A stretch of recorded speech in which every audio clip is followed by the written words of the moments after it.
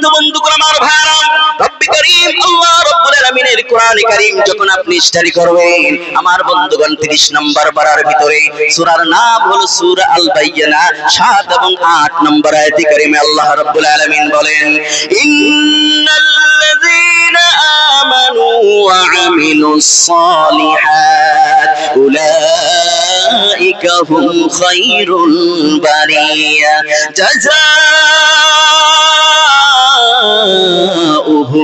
ইনদা রাব্বিহিম জান্নাতু আদনিন তাজরি মিন তাহতিহাল আনহার খালিদিনা ফিহা আবাদা রাদিয়াল্লাহু আনহুম ওয়া রাদু আন যালিকা লিমান খাশিয়া রাব্বাহ। সূরা বলেন আল্লাহু আকবার। আমার বন্ধুগণ আমার ভাইরা, রব্বি করিম আল্লাহ রাব্বুল আলামিন বলেন, বান্দারে শোনো শোনো, পৃথিবীর জমিনে যারা ভালো কাজ করবে, নেক আমল যারা করবে, তারা হলো পৃথিবীতে ভালো মানুষ। তারা ভালো কাজ করেছে, তাদেরকে পুরস্কার দেওয়া লাগবে। আমার বন্ধুগণ আমার ভাইরা, রব্বি করিম আল্লাহ রাব্বুল আলামিন বলেন, তাদের জন্য এত সুন্দর পুরস্কার আমি আল্লাহর হাতে রয়েছে। সেই পুরস্কারের নাম হলো জান্নাত। আর ওই জান্নাত আমি আল্লাহ পাক তাদেরকে দিয়ে দিব। আর ওই জান্নাতের দরজা জান্নাতে তারা অনন্তকাল থাকবে। আর ওই জান্নাতের তলদেশ দিয়ে নহর প্রবাহিত থাকবে। জোরে বলেন সুবহানাল্লাহ। আমার বন্ধুগণ আমার ভাইরা, আমার মায়েরা, রব্বি করিম আল্লাহ রাব্বুল আলামিন বলেন, বান্দারে শোনো শোনো, আমি তাদেরকে তো সুন্দর জান্নাত কেন দেব? আল্লাহ পাক বলেন, রাদিয়াল্লাহু আনহুম ওয়া রাদু আন, তারা পৃথিবীর জমিনে আমি আল্লাহকে তারা ভালোবেসেছিল, আমি আল্লাহ তাদেরকে ভালোবেসেছিলাম। জোরে গান সুবহানাল্লাহ।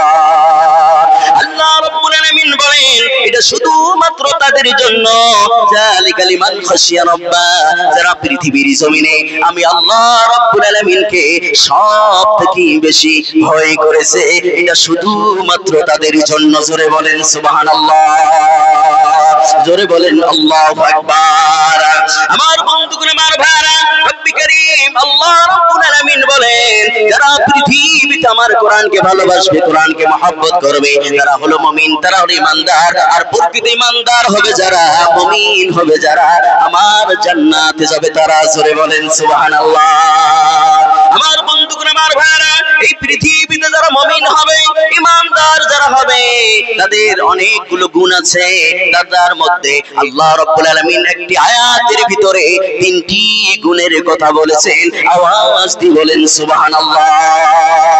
আমার বন্ধুগণ আমার ভাইরা, আল্লাহ রাব্বুল আলামিনের কোরআনে কারীম যখন আপনি স্টাডি করবেন, 9 নম্বর পারার ভিতরে সূরার নাম হলো সূরা আনফাল, 2 নম্বর আয়াতে কারিমায় আল্লাহ রাব্বুল আলামিন বলেন, ইন্নামাল মুমিনুনা আল্লাযীনা ইযা যুকিরাল্লাহু ওয়াজিলাত কুলুবুহুম ওয়া ইযা তুলিয়াত আলাইহিম আয়াতুহু যাদাতুহুম ঈমানা ওয়া আলা রাব্বিহিম ইয়াতাওয়াক্কালুন। সূরা আল্লাহু আকবার। আমার বন্ধুগণ আমার ভাইরা, রব্বি করিম আল্লাহ রাব্বুল আলামিন বলেন, পৃথিবীতে যারা মুমিন হবে, ঈমানদার হবে, তাদের সামনে যখন আমি আল্লাহর কথা যখন বলা হবে, আমি আল্লাহর নাম যখন তাদের সামনে নেওয়া হবে, আব্বা জানেরা, আল্লাহ পাক বলেন তাদের 1 নম্বর গুণ হলো, তাদের হৃদয়ের মধ্যে ভূমিকম্প সৃষ্টি হয়ে যাবে, জিলজাল সৃষ্টি হয়ে যাবে। আল্লাহ রাব্বুল আলামিন বলেন, তাদের সামনে যখন আমার কোরআন কারীম যখন তেলাওয়াত করা হবে, কোরআন কারীমের তেলাওয়াত যখন তারা শুনবে, 2 নম্বর মুমিনের গুণ হলো, কোরআন কারীমের কথা শোনার সঙ্গে সঙ্গে তারা ডাক দিয়ে বলবেন, রব্বি করিম আল্লাহ, আল্লাহ এত সুন্দর সুন্দর কথা কোরআন কারীমের ভিতরে বলেছ, আল্লাহ ভালো লাগতেছে। আল্লাহ পাক বলেন, তার কোরআনের কথা শোনার পরে তাদের চোখ থেকে পানি টপ টপ করে পড়তে থাকবে। আল্লাহ পাক বলেন, তাদের ঈমান আরো দিন দিন বৃদ্ধি পাইতে থাকবে। জোরে কোন সুবহানাল্লাহ। আমার বন্ধুগণ আমার ভাইরা, আল্লাহ পাক বলেন, গুণ হলো আল্লাহ পাক বলেন ওয়া আলা রাব্বিহিম ইয়াতাওয়াক্কালুন। আর মুমিন বান্দারা যারা হবে তারা সব কিছু নির্ভর করবে আমি আল্লাহর উপরে। জোরে কোন সুবহানাল্লাহ। যারা মুমিন বান্দা হবে, ঈমানদার যারা হবে, তারা সবকিছু নির্ভর করবে কার উপরে? আর যারা বলেন কার উপরে? আল্লাহ পাকের উপরে নির্ভর করবে। আমার বন্ধুগণ, তারা বলবে অসুখ দেন আল্লাহ, বেমার দেন আল্লাহ, সুখ দেন আল্লাহ, দুঃখে রাখেন আল্লাহ, সর্বহালতে সর্বাবস্থায় সবকিছু নির্ভর করবে। জোরে বলেন কার উপরে? আর চিল্লায় বলেন কার উপরে? আমার বন্ধুগণ, আমার ভাইরা, আর মুমিন বান্দারা সবকিছু চাইবে কার উপরে? কার কাছে? আর জোরে বলেন কার কাছে? আমার বন্ধুগণ, আমার ভাইরা, আপনারা হয়তো নাম শুনেছেন, একজন বাদশা ছিল হারুন রশিদ। নাম শুনেছেন? সে বিশাল বড় একজন বাদশা ছিল। আমার বন্ধুগণ, একজন আলিম ছিল, অনেক অভিজ্ঞ ব্যক্তি সে ছিল, অনেক দানবীর সে ছিল, অনেক দান করত। সুবহানাল্লাহ কওয়ান। আর তার দরবারে প্রত্যেকদিন দুইজন ফকির আসতো। কয়জন ফকির? দুইজন ফকির তার দরবারে আসতো। দুইজন ফকির আসার পরে রাস্তার দুই পাশে দুইজন দাঁড়িয়ে থাকে, এই দিকে একজন, এই দিকে একজন। তো হঠাৎ করে এক ফকিরের অনেক টাকার জরুরত পড়ে গেছে। সে মনে মনে ভাবতেছে, আজকে রাস্তায় দাঁড়িয়ে না থেকে আমি যদি বাদশার দরবারে যাই, হয়তো বেশি টাকা আমাকে দিবে। বুঝেন নাই? বেশি টাকা দিবে। তো এক ফকির কি করলো? তার দরবারে গেল। তার দরবারে যাওয়ার পরে দেখেন, দরজায় দাঁড়িয়ে দেখেন সে যার কাছে চাইতে গেছে, আর সে দুহাত তুলে মালিকের কাছে চাইতেছে, আল্লাহ দেশের উন্নতি দাও, দেশের সমস্ত বালা মুসিবত দূর করে দাও, আল্লাহ অভাব অনটন দূর করে দাও, আল্লাহ আমার অভাব অনটন দূর করে দাও, আল্লাহ সকলকে দুনিয়া আখিরাতের কামিয়াবি দান করো, আর দুনিয়া আখিরাতের ধনী বানিয়ে দাও। চিল্লায়ে বলেন আল্লাহু আকবার। সে দোয়া করতেছে। আমার বন্ধুগণ, এই ফকির সেই দৃশ্য দেখে উনি মনে মনে চিন্তা করলেন, হায় রে, আমি চাই এক হাতে, আর এই দেই চায় দুই হাতে। এ কার কাছে চায়? দেখে সে মালিকের কাছে চায়, যিনি আমার রব, সেই আল্লাহর কাছে চাইতেছে। সে নিয়ত করলো যে আজ থেকে আমি যতদিন পৃথিবীতে বেঁচে থাকবো আর কোনোদিন মানুষের কাছে চাবো না। এই বাদশা যার কাছে চায়, আমিও সেই মালিকের কাছে চাবো। জোরে কোন সুবহানাল্লাহ। আমার বন্ধুগণ, দরবার থেকে ফিরে এসে রাস্তার পাশে দাঁড়িয়ে সে আল্লাহর কাছে চায়। জোরে বলেন কার কাছে চায়? আল্লাহর কাছে চাইতেছে। আমার বন্ধুগণ, ওই রাস্তা দিয়ে যখন বাদশা আগমন করে, প্রত্যেকদিন কি করেন? এই ফকিরকে 2 টাকা আর এই ফকিরকে দেন 2 টাকা। এই ফকিরকে 2 টাকা, এই ফকিরকে 2 টাকা। আবার সেই 2 টাকার দাম আবার অনেক। আমার ভারতে যদি অঙ্ক করেন, প্রায় 3000 টাকা। জোরে কোন সুবহানাল্লাহ। আমার বন্ধুগণ, এইভাবে ধারাবাহিক ভাবে কয়েকদিন ধরে দিয়ে আছেন, কয়েক বছর ধরে দিয়ে আছেন। কিন্তু হঠাৎ করে একদিন এসে দেখেন, এক ফকির চাইতেছে বাদশার কাছে, মানুষের কাছে, আর এক ফকির চাইতেছে কার কাছে? আল্লাহর কাছে, মালিকের কাছে। এবার বাদশা ঘুরি বাড়িতে গেছেন, গিয়ে বেগম সাহেবাকে বলছেন যে বিবি, একটা মুরগি ভুনা করো। মুরগি ভুনা করেছে, বলে মুরগি ভুনা করার পর কাগজ দিয়ে পেঁচিয়ে দিবে, আর তার ভিতরে 2টো হীরার টুকরা ঢুকিয়ে দিও। সুবহানাল্লাহ। আরো জোরে গান সুবহানাল্লাহ। আমার বন্ধুগণ, আমার ভাইরা, এইবার ভুনা করা মুরগি, রোস্ট করা মুরগি নিয়ে বাদশা আসলেন। আসার পরে যে মানুষের কাছে যায়, যে ফকির, তাকে দেয় ওই ভুনা করা মুরগিটা, আর যে আল্লাহর কাছে চায় তাকে দেয় 2 টাকা। তাকে কয় টাকা দেয়? 2 টাকা দেয়। আমার বন্ধুগণ, এইভাবে বাদশা দিয়ে বাজারে চলে যান, সফরে যান। আর এই যে ফকির, যেই ফকির মানুষের কাছে চায়, এই ফকিরকে দেয় একটা ভুনা করা মুরগি। এইবার ওই আল্লাহওয়ালা ফকিরকে বলে, ভাই তুমি তো আল্লাহওয়ালা ফকির, সমানে আল্লাহ আল্লাহ করো, নামাজ বন্দেগী করো, এখান থেকে বাজারে গিয়ে বাজার করা, রান্না করা অনেক কষ্ট, আপনি একটা কাজ করেন, আর আমাকে দেয় একটা ভুনা করা মুরগি, আপনাকে দেয় 2 টাকা। তো মুরগিটা আপনি নিয়ে যান, আর রান্না করা লাগবে না, ভুনা করা আছে, বাড়িতে নিয়ে গিয়ে খাবেন, শুধু খুলবেন প্যাকেট আর খাবেন। তো ওই 2 টাকাটা আমাকে দেন। তাহলে প্রত্যেকদিন যে ফকির মানুষের কাছে চায়, এ আল্লাহওয়ালা ফকিরকে দেয়, আর 2 টাকার বিনিময় দেয়। বুঝেন নাই? এইবার আল্লাহওয়ালা ফকির কি করে? ওই মুরগি বাড়িতে নিয়ে যায়। নিয়ে যাওয়ার পর খোলার পরে ওই মুরগি খায়, আর দেখে মুরগির ভিতরে 2টো হীরার টুকরা ঢুকে দেওয়া। সুবহানাল্লাহ। আমার বন্ধুগণ, আমার ভাইয়ারা, এইভাবে আল্লাহওয়ালা ফকির মুরগি খায় আর হীরার টুকরা জমা করে। তো হঠাৎ করে একদিন বাদশাহ ওই রাস্তা দিয়ে যান, দেখেন আল্লাহওয়ালা ফকির নাই, কিন্তু মানুষের কাছে যে ফকির চায় ওই ফকির আজও রাস্তায় দাঁড়িয়ে আছে। এইবার বাদশাহ বললেন যে ভাই আল্লাহওয়ালা ফকির কোথায়?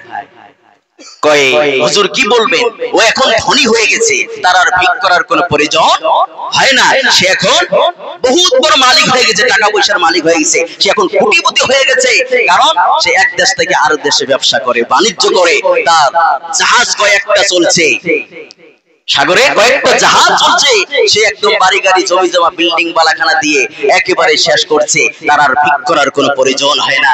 আমার বন্ধুগণ, এইবার বাদশা বললেন ভাই যে ওকে তো দিয়েছিলাম আমি 2 টাকা, কিন্তু তোমাকে দিয়েছিলাম রোস্ট করা একটা মুরগি, আর মুরগির ভিতরে 2টো হীরার টুকরা দিয়ে রাখছিলাম, সুবহানাল্লাহ কোন।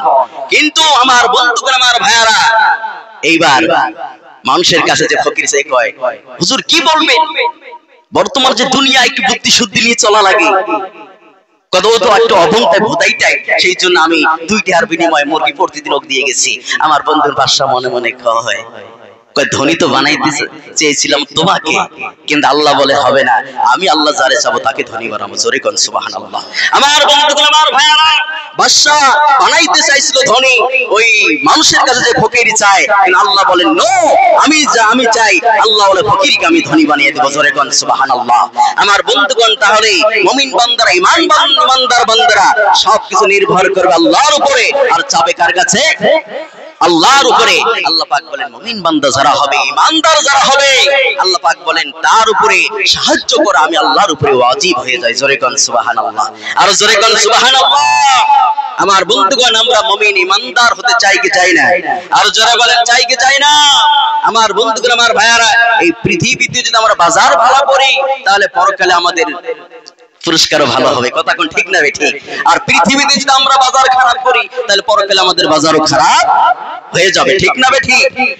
আমার সম্মানিত বন্ধুগণ, আমার ভাইরা, সেই কোরআনুল কারীম থেকে যে আয়াত কারিমা তেলাওয়াত করেছি আমার বন্ধুগণ, এটা হচ্ছে 29 নম্বর পারা। আমার বন্ধুগণ, সূরার নাম হলো সূরা মুলক, 2 নম্বর আয়াত। আল্লাহ রাব্বুল আলামিন বলেন আল্লাযী খালাকাল মাউতা ওয়াল হায়াতা লিয়াবলুয়াকুম আইয়ুকুম আহসানু আমালা, জোরে কোন আল্লাহু আকবার। আমার বন্ধুগণ, আমার ভাইরা, রব্বি কারীম আল্লাহ রাব্বুল আলামিন বলেন বান্দারা শোনো শোনো, পৃথিবীর জমিনে তোমাদেরকে আমি পাঠিয়ে দিলাম হায়াত এবং মউত দিয়ে, জোরে বলেন কি দিয়ে? হায়াত এবং মউত দিয়ে।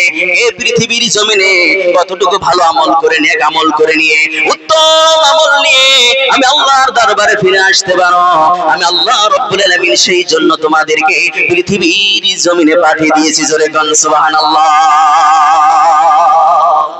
সেই জন্য আমি আল্লাহ পাক তোমাদেরকে পৃথিবীর জমিনে পাঠিয়ে দিয়েছি, সুবহানাল্লাহ কোন। আমার আব্বা জানেরা যারা উঠতেছেন, আমার বন্ধুগণ, আমি বলতেছি কেউ উঠবেন না, ওয়াদা করেছেন যে হুজুর আপনি যতক্ষণ আছেন আমরা ততক্ষণ আছি, ঠিক না ঠিক? এখন যারা উঠে উঠে চলে যাবে, ওয়াদার খেলাপ করা কি মুনাফিকি, কথা বলেন ঠিক না ঠিক? আর মুনাফিকদের জন্য আল্লাহ পাক জাহান্নাম রেখেছেন সব থেকে নিচে। আমরা কি জাহান্নামে যেতে চাই না আমরা জান্নাতে যেতে চাই? জোরে বলে, আমরা জান্নাতে যেতে চাই না জাহান্নামে যেতে চাই? যুবক ভাইরা, আমরা জান্নাতে যেতে চাই, আমরা মুসলমান, আমরা জান্নাতে যেতে চাই, আর আমাদের স্থান হবে জান্নাত, কথা বলেন ঠিক না ঠিক? আমার বন্ধুগণ, আমার ভাইরা, আল্লাহ পাক পৃথিবীতে পাঠিয়ে দিয়েছেন। আল্লাহ পাক বলেন যে হায়াত এবং মউত দিয়ে তোমাদেরকে পৃথিবীতে পাঠিয়ে দিলাম, দেখি কে কতটুকু ভালো আমল নিয়ে, উত্তম আমল নিয়ে আমি আল্লাহর কাছে তোমরা ফিরে আসো, জোরে বলেন সুবহানাল্লাহ। আমার বন্ধুগণ, আপনি যদি পৃথিবীতে আপনি বাজার করেন খারাপ, তাহলে আপনাদের পরকালের পুরস্কারটা হবে খারাপ, কথা বলেন ঠিক না ঠিক? আমার ভাইরা, আমরা যদি পৃথিবীতে বাজার করি ভালো, তাহলে কিয়ামতের দিন আল্লাহর কাছে আমরা পুরস্কার পাবো ভালো, কথা কোন ঠিক না ঠিক? আমরা যদি নামাজ পড়ি, রোজা রাখি, হজ করি, যাকাত দেই, আল্লাহ এবং রাসূল করিম সাল্লাল্লাহু আলাইহি ওয়াসাল্লামের নীতি নিয়ম মেনে যদি আমরা পৃথিবীর জমিনে যদি চলাফেরা করি, আমার বন্ধুগণ, আমার ভাইরা, বলেন আমাদের আখিরাত কি ভালো হবে না খারাপ হবে? আর জোরে বলেন, আমার বন্ধুগণ, আর যদি আপনি পৃথিবীতে সুদ ঘুষ মদ জুয়া ইয়াবা গাঁজা ফেন্সিডিল খেয়ে নেশা করে নারীবাজি করে আমরা যদি পৃথিবী থেকে চলে যাই, একজনের জমিন দখল করে নিয়ে আমরা যদি খাই, নিজের জমিন বড় করি, অন্যের জমিন ছোট করি, আমার বন্ধুগণ এগুলো যদি করে আমরা যদি কবরে যাই, মিথ্যা বলে মানুষকে ধোঁকা দিয়ে কামাই করে খেয়ে যদি আমরা কবরে যাই, আমাদের কি পরকাল খারাপ হবে না ভালো হবে? জোরে বলেন।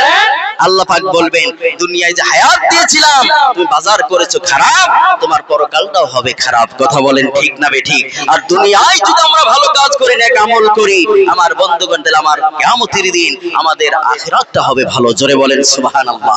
আর জোরে বলেন সুবহানাল্লাহ। আমার বন্ধুগণ, আমার ভাইরা, আমার নবীর কাছে একদিন জিবরাইল আসলেন, আর জিবরাইল এসে বললেন, ইয়া রাসূলুল্লাহ, সুন্দর একটা ঘটনা আপনাকে শোনাইতে চাই। সুবহানাল্লাহ। জোরে বলেন সুবহানাল্লাহ। জিবরাইল বলেন, ইয়া রাসূলুল্লাহ, একটা পাহাড়ে একজন আল্লাহর বান্দা 500 বছর ধরে সে আল্লাহর ইবাদত করে, নামাজ পড়ে। সুবহানাল্লাহ। এই দৃশ্য আমার নবীজি শোনার পরে বললেন যে সে কোন ব্যক্তি? অমুক পাহাড়ে আমি যতবার আসমান থেকে জমিনে এসেছি এবং জমিন থেকে আসমানে গিয়েছি, তাকে আমি সিজদারত অবস্থায় পেয়েছি। সুবহানাল্লাহ। জোরে বলেন সুবহানাল্লাহ। আমার বন্ধুগণ, সেই ব্যক্তি নামাজ পড়ে আর আল্লাহকে বলে, মালিক, আমার রূহটা যেই দিন আপনি কবজ করবেন, আমাকে যখন আপনি ডাক দিবেন, আমি যখন পৃথিবী থেকে চলে যাব, আমি যেন সিজদারত অবস্থায় আমি যেন চলে যাই, আর ওই অবস্থায় যেন আমার রূহটা কবজ করা হয়। সুবহানাল্লাহ। আমার বন্ধুগণ, আল্লাহ পাক তার দোয়া কবুল করছে। আর সেই পাহাড়ে, যেই পাহাড়ে ওই আল্লাহর ওলি ইবাদত করে, আল্লাহ পাক ওই পাহাড়ের চতুর্দিকে একটা লবণাক্ত পানির ঝর্ণা আল্লাহ পাক প্রবাহিত করে দিয়েছেন। সুবহানাল্লাহ।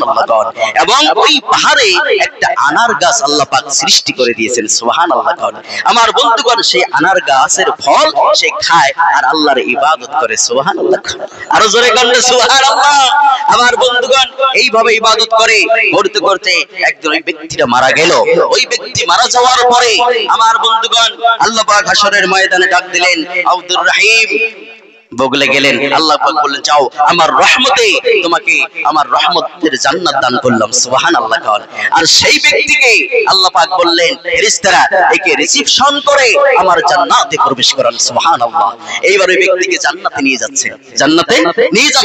তো হঠাৎ করে ব্যক্তি বলল যে, আল্লাহ, আমি যে 500 বছর ইবাদত করেছি, সেই ইবাদতের বিনিময়ে আমি তোমার জান্নাতে যেতে চাই, তোমার রহমত আমি চাই না। আমার বন্ধুগণ, আল্লাহ পাক ডাক দিলেন, তাকে নিয়ে আসো, ফিরে নিয়ে আসো। তাকে যখন আল্লাহর কাছে নিয়ে যাওয়া হলো, আল্লাহ বললেন যে, তুমি যে 500 বছর ইবাদত করেছো, তার বিনিময়ে তুমি জান্নাতে যেতে যাচ্ছ, তো আমি যে তোমাকে এত দুটো দামি চোখ আমি আল্লাহ পাক দিয়েছি, এই চোখের বিনিময় আমাকে আজকে দাও। আমার বন্ধুগণ, আল্লাহ পাক যখন দুইটি চোখের নিয়ামতের যখন বিনিময় চাইলেন, 500 বছরের ইবাদত আল্লাহর কাছে সে দিল, কিন্তু দেখা গেল সেই দুইটি চোখের নিয়ামত দেওয়া শেষ হয়নি। জোরে কন্যা সুবহানাল্লাহ। আমার বন্ধুগণ, এইবার আল্লাহ পাক বললেন, তাকে জাহান্নামে নিক্ষেপ করো, জাহান্নামে নিক্ষেপ করো। এইবার ফেরেশতারা তাকে ধরে জাহান্নামের দিকে নিয়ে যাচ্ছেন। এইবার আল্লাহকে ডাক দিলেন, মালিক, আল্লাহ তোমার রহমত দিয়ে আমাকে জান্নাত দাও। সুবহানাল্লাহ। এবার আল্লাহ বলে, তাকে ফিরে নিয়ে আসো। এবার তাকে ফিরে নিয়ে আসা হলো। এবার আল্লাহ বলেন যে, বান্দা শোনো,